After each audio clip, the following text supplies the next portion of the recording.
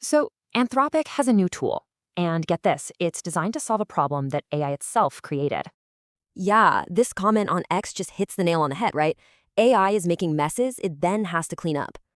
So, Anthropic is trying to fix an issue its own tech made way bigger. It's kind of poetic, isn't it? Turns out, even Anthropic's own team was hitting a major review bottleneck. Just too much AI code. I mean, look at this, a 200% jump in code output per engineer in just 1 year. That's insane! But here's the catch. The review process was totally overwhelmed. Only 16% of that code got a good look. So what did they do? They built their own fix. It's a new system called Claude Code Review.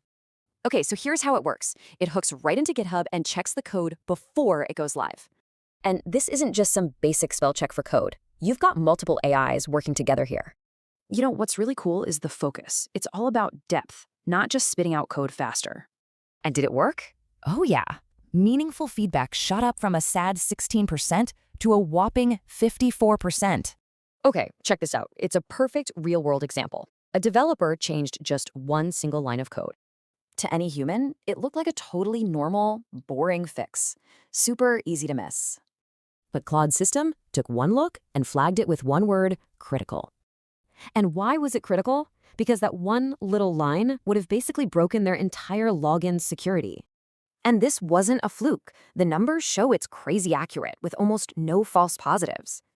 So you're probably wondering, what's the price for this kind of AI watchdog? About $15 to $25 a pop. Right away, people online were like, wait, GitHub Copilot is cheaper, or CodeRabbit costs less. But Anthropic's take is different. They say you're not buying a tool, you're buying a senior engineer's judgment.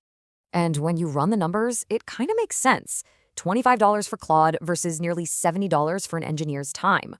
You know, it's funny. A few years ago, we were just asking, can AI even rate code?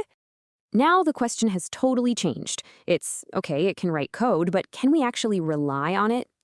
Because, let's be real, generating code isn't the hurdle anymore. It's all about building trust in that code. And that's why this is such a big deal. The whole game is shifting to the process around the code.